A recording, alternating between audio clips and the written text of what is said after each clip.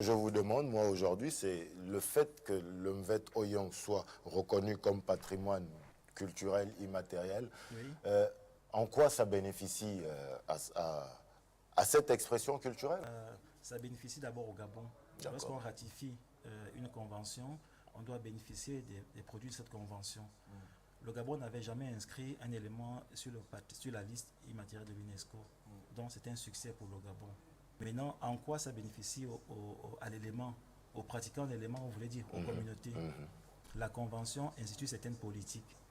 Les politiques qui visent à aider les communautés à promouvoir leurs éléments. Et ces communautés répondent à un certain processus. Par exemple, nous avons un grand festival chaque vacances. On peut dire que, bon, festival de Bitam, on va le dénommer festival Mvedoyon ce mois d'août. On va élaborer le projet avec la fondation Nzulu. On fait la demande à l'État parti qui est Gabon.